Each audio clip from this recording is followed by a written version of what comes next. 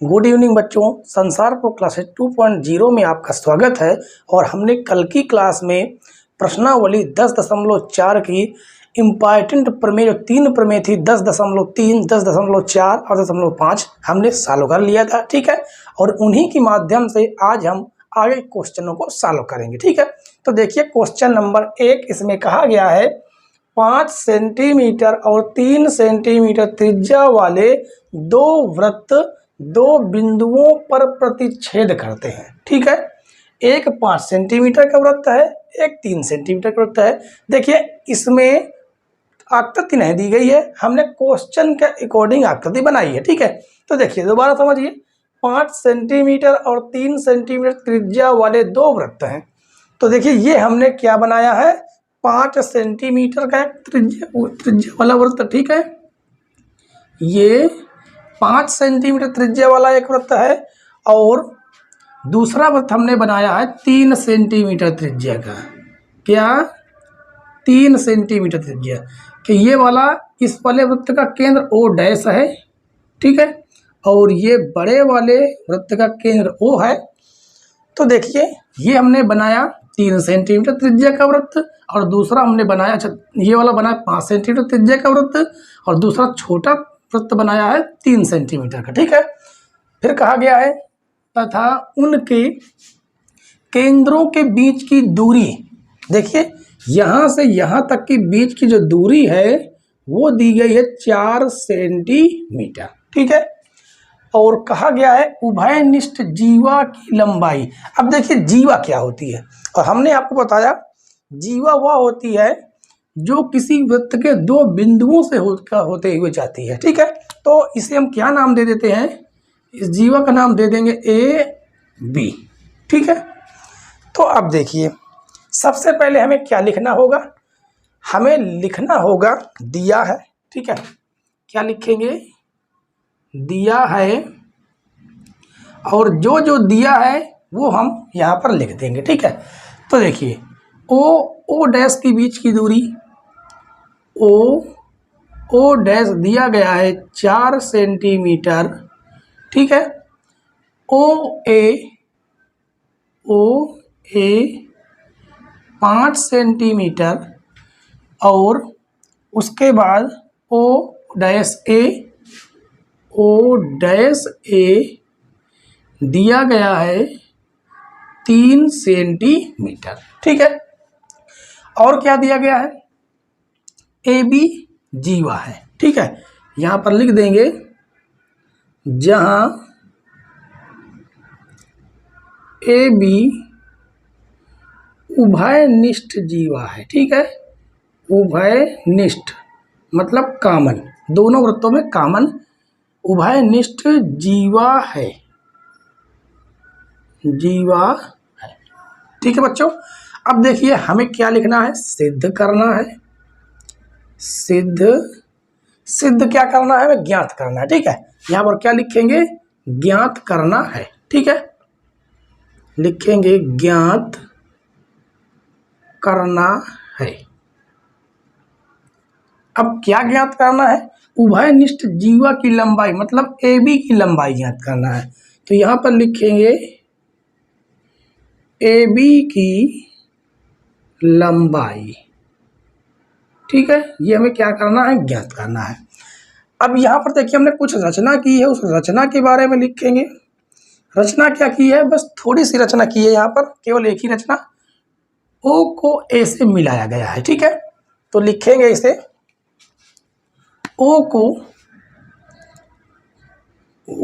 को ए से मिलाया। ठीक है, अब हम लिखेंगे हल, या सिद्ध लिख सकते हैं, हल। अब इस त्रिभुज में देखिए ओ डैश ए में। ठीक है, चलिए लिखते हैं ओ डैश त्रिभुज ओ डैश ए में। ठीक है, देखिए यहाँ पर हम पाइथागोरस प्रमेय का इस्तेमाल करेंगे, ठीक है। पाइथागोरस प्रमेय कब इस्तेमाल होता है? जब यहाँ पर बनने वाला कोण 19 डिग्री हो, ठीक है। लेकिन हमें नहीं मालूम कि यहाँ पर 19 डिग्री का ही कोण बन रहा है, ठीक है। तो देखिए अगर पाइथागोरस प्रमेय इसमें सेटिस्फाई हो जाती है तो हम कह सकते हैं कि यहाँ पर भी और यहाँ पर भी 19 डिग्री का कोण बनेगा, ठीक है। चलिए सॉल्व करते हैं। और 19 डिग्री सामने वाली भुजा क्या होती है? कर्ण होती है। तो लिखेंगे पाइथागोरस प्रमेय से, पाइथागोरस प्रमेय से, ठीक है। क्या प्रमेय है? कर्ण का स्क्वायर बराबर आधार का स्क्वायर प्लस लंब का स्क्वायर, ठीक है। अब कर्ण क्या होता है? कर्ण होता है 19 डिग्री सामने वाली भुजा, यानी कि हो जाएगा 5 का स्क्वायर, आधार हो जाता है नीचे वाली वैल्यू, ठीक है। कितना है? 4 का स्क्वायर, और लंब हो जाएगा 3 का स्क्वायर। तो यहाँ पर देखिए कितना जाता है? 25, 16 और 9। तो ये आ जाएगा 25 बराबर 25, यानी कंडीशन क्या होती है? सेटिस्फाई होती है, यानी पाइथागोरस प्रमेय लग जाता है, ठीक है। पाइथागोरस प्रमेय ये कहती है कि अगर हम कर्ण का स्क्वायर करें तो अन्य दो भुजाओं के वर्गों का योग कर्ण के स्क्वायर के बराबर होगा, ठीक है। तो यहाँ पर हम क्या कहेंगे? पाइथागोरस प्रमेय के विलोम से, ठीक है। क्या लिखेंगे? पाइथागोरस प्रमेय के विलोम से हम ये कह सकते हैं कि यहाँ पर बनने वाला जो कोण होगा वो 19 डिग्री होगा, ठीक है। यानी कह सकते हैं कोण ए o dash O,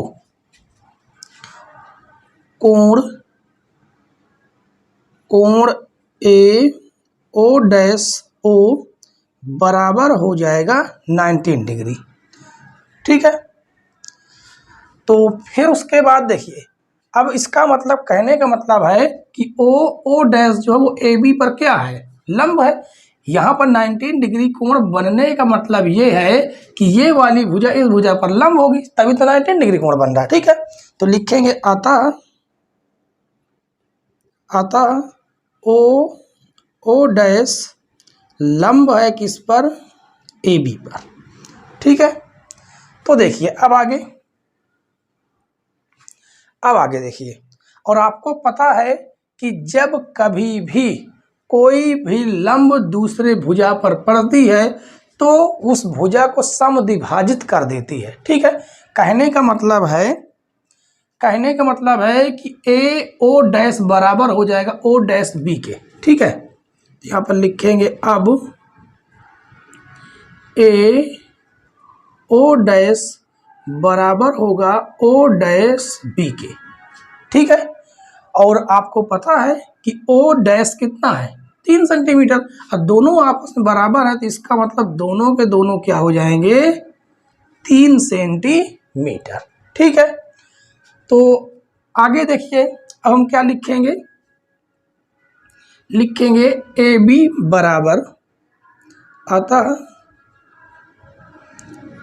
A B बराबर, देखिए ए बी 2 भागों में बटी हुई है, a o dash plus o dash b में, ठीक है। 2 भागों में बटी हुई है। तो लिखेंगे ए बी बराबर, ए ओ डैश का मान कितना है? 3 सेंटीमीटर, और इसका ही मान कितना है? 3 सेंटीमीटर। तो हम कह सकते हैं कि ए बी बराबर, यहाँ से थोड़ा हटा देंगे इसको, ठीक है, 3 3 6 सेंटीमीटर। यही हमें क्या करना था? ज्ञात करना था, ठीक है बच्चों। देखिए बेहद आसान ये प्रमेय थी, ठीक है, बेहद आसान क्वेश्चन था।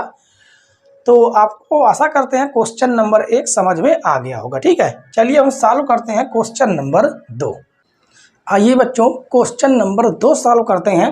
देखिए इसमें कहा गया है, यदि एक वृत्त की 2 समान जीवाएं वृत्त के अंदर प्रतिच्छेद करें तो सिद्ध कीजिए कि एक जीवा के खंड दूसरी जीवा के संगत खंडों के बराबर है। ठीक है, तो देखिए इसमें चित्र नहीं दिया गया है, हमने इस क्वेश्चन के अकॉर्डिंग आकृति को बनाया है। ठीक है, इसमें कहा गया है यदि एक वृत्त की दो समान जीवाएं, तो देखिए हमने दो समान जीवाएं खींच ली हैं। ठीक है, जिनकी जो लंबाई है वो बराबर है। ठीक है, और कहा गया है वृत्त के अंदर प्रतिच्छेद करती हैं, तो देखिए यहाँ पर क्या करती हैं, प्रतिच्छेद भी करती हैं। और कहा गया सिद्ध कीजिए कि एक जीवक जो खंड होंगे, ठीक है, दूसरी जीवा के संगत खंडों के बराबर होंगे। कहने का मतलब है जो एपी छोटी भुजा है ये सीपी छोटी भुजा के बराबर होगा, और पी बी बड़ी भुजा है पी डी बड़ी भुजा के बराबर होगा। ठीक है, तो सबसे पहले हम लिखेंगे दिया है, क्या लिखेंगे, दिया है। ठीक है, तो दिया है में लिखेंगे ओ केंद्र वाला एक वृत्त है, जिसमें दो समान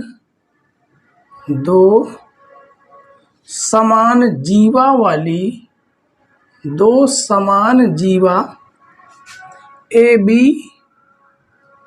व सी डी एक दूसरे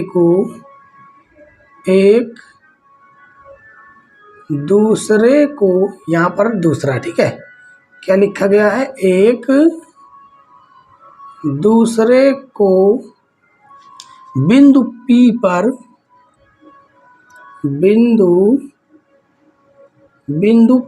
ठीक है, क्या लिखा गया है, बिंदु P पर प्रतिच्छेद करते हैं,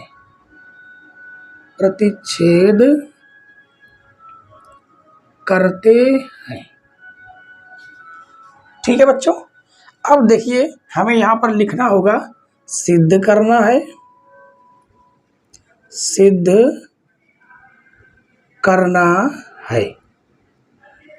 अब क्या सिद्ध करना है, यहाँ पर साफ साफ लिखा गया है कि एक जीवा के खंड दूसरी जीवा के संगत खंडों के बराबर है।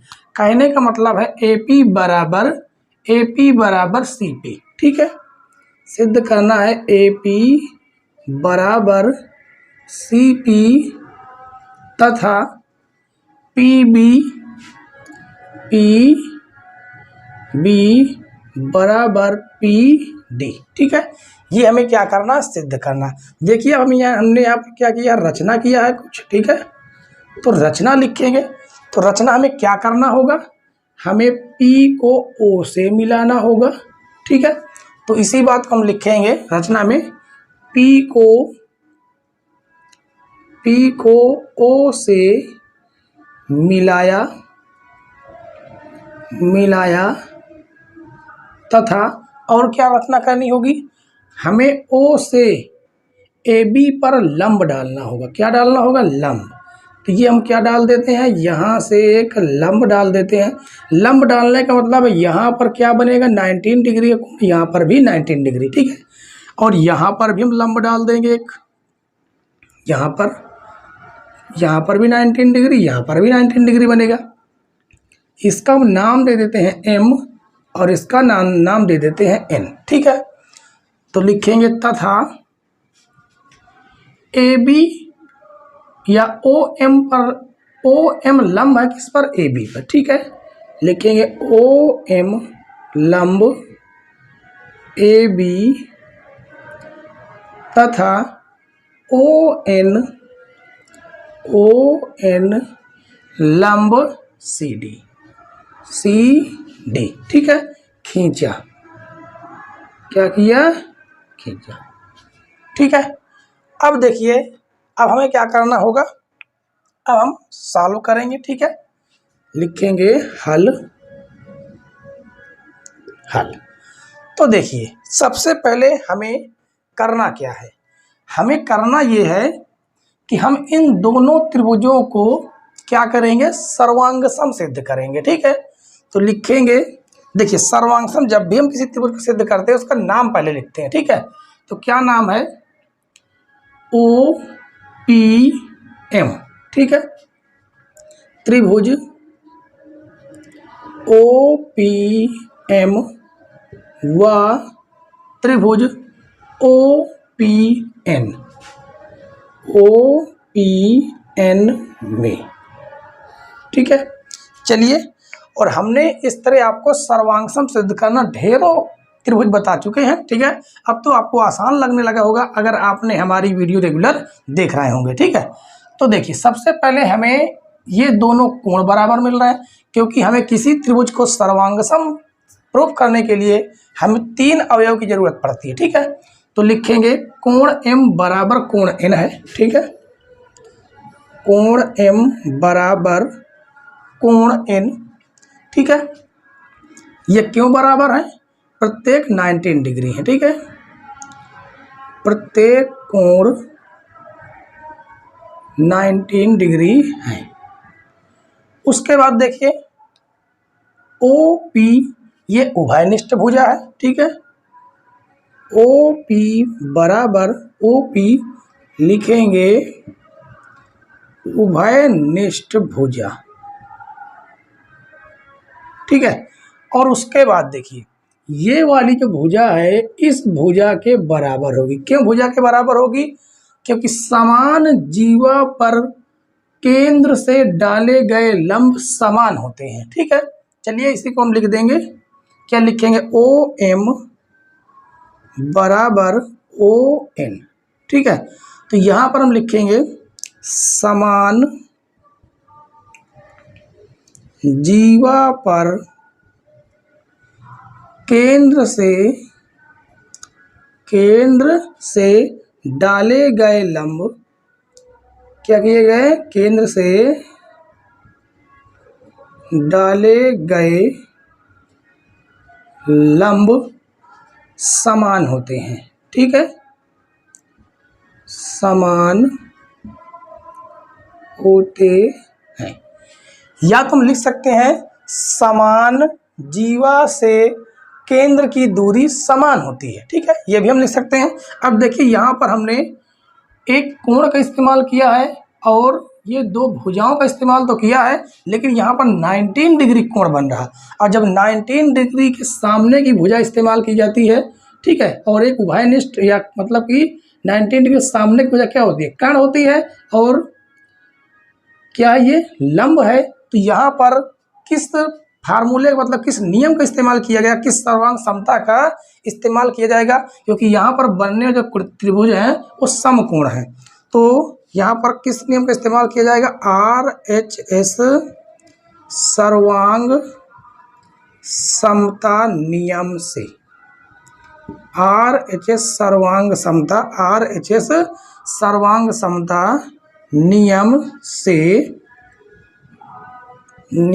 से हम कह सकते हैं कि त्रिभुज OPM सर्वांगसम होंगे त्रिभुज OPN के, ठीक है।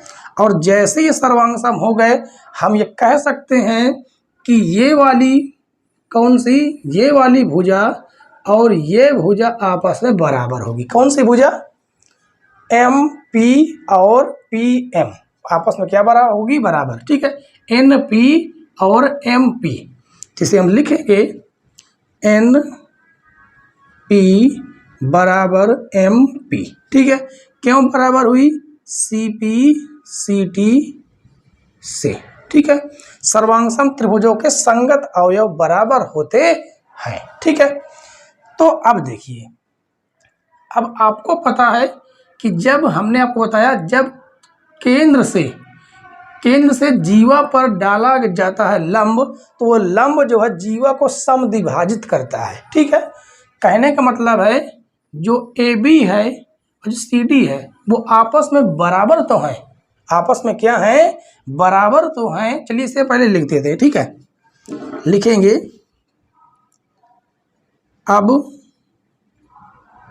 अब AB बराबर CD, AB बराबर सी डी, ये हमें क्या है, दिया है। देखिए यहाँ पर कहा गया था ए बी और सी डी एक दूसरे को बिंदु पी पर प्रतिच्छेद करते हैं और दो समान जीवा हैं, ठीक है। तो देखिए हम क्या करेंगे, हम दोनों पक्षों में 2 से भाग दे देंगे, दोनों पक्षों में क्या करेंगे, 2 से भाग दे देंगे। तो चलिए हम भाग देकर देखेंगे, ठीक है। तो यहाँ पर हम क्या करेंगे, 2 से भाग देंगे दोनों पक्षों में, बिल्कुल दे सकते हैं। अब देखिए ए बी बटे 2 जो है, यानी ए बी का आधा भाग कौन है, ए एम, ठीक है। ए बी का आधा भाग हम क्या लिख सकते हैं, ए एम लिख सकते हैं कि नहीं, बिल्कुल लिख सकते हैं। और सी डी का आधा भाग क्या है, सी एन है और एन डी है, लेकिन हम क्या लिखेंगे, सी एन, ठीक है। इसे हम लिखेंगे सी एन। अब देखिए जो ए एम है, ए एम किन 2 खंडों से मिलकर बना है, एक ए पी और एक पी एम, ठीक है। तो ए पी बराबर A P plus P M क्या हो जाएगा, पी एम बराबर सी एन किसके से मिलकर बना है, सी पी। तो लिखेंगे C P plus P N से, ठीक है। अब यहाँ पर देखिए पी एम और पी एन आपस में बराबर है, यानी कि पी एन या एन पी एक ही बात है, ठीक है।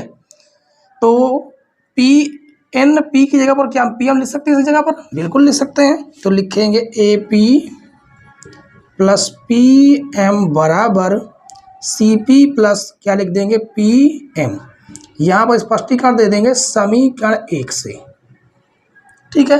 तो पी एम से पी एम क्या हो जाएगा, कट जाएगा, ठीक है। अब आगे देखिए, शायद आपको नीचे दिखाई ना दे, तो ए पी बराबर हो जाएगा सी पी, ठीक है। तो देखिए एक तो आ चुका ए पी बराबर सी पी, इसे हम नाम दे देंगे समीकरण 2, ठीक है। इसकी आगे हमें जरूरत पड़ने वाली है, इसलिए हम समीकरण 2 दे दीजिए, ठीक है। अब देखिए आगे ये तो दिया ही है कि ए बी और सी डी आपस में बराबर है, ठीक है। तो चलिए लिखेंगे ए बी बराबर सी डी, ठीक है। अब देखिए ए बी और सी डी किससे मिलके बने हैं, ए बी और सी डी 2 खंडों से मिलके बने हैं, किससे, A P plus P B, ठीक है। तो इसकी जगह पर लिखेंगे A P plus P B, ठीक है। A P plus P B बराबर सी डी किससे मिलकर बना है, C P plus P D, C P plus P D, ठीक है। अब यहाँ पर देखिए जो ए पी और सी पी हैं, ए पी सी पी आपस में क्या है, बराबर है। तो ए पी की जगह पर हम सी पी लिख सकते हैं या सी पी की जगह पर ए पी लिख सकते हैं, ठीक है। तो A P plus P B बराबर सी पी की जगह क्या लिख देंगे, A P plus P D, ठीक है। ए पी से ए पी कट जाएगा और यहाँ से आ जाएगा पी बी बराबर पी डी, ठीक है। देखिए क्या हमें ये सिद्ध करना था, पी बी बराबर पी डी, ठीक है। तो देखिए एक तो हमें ये सिद्ध करना था और दूसरा हमें ये सिद्ध करना, ठीक है। सिद्ध करना था तो हम लिख दिए सिद्ध किया, ठीक है बच्चों। और आशा करते हैं आपको क्वेश्चन नंबर 1 और क्वेश्चन नंबर 2 पूरी तरह से समझ में आ गए होंगे, ठीक है। और अगर समझ में आ गए हों, हमारी क्लास आपको अच्छी लगती हो तो प्लीज़ वीडियो को लाइक करें और चैनल पर नए हो तो चैनल को जरूर सब्सक्राइब कर लें, बेल आइकन प्रेस कर लें ताकि नई नई वीडियो की नोटिफिकेशन आप तक पहुंचती रहे, ठीक है। और अपने यार दोस्तों के पास वीडियो को ज़रूर शेयर करें और वीडियो के एंड में जाकर क्या करेंगे, आपको कमेंट्स बॉक्स में अपने आंसर जरूर छोड़ना है, ठीक है बच्चों। और वीडियो देखने के लिए धन्यवाद बच्चों, जय हिंद।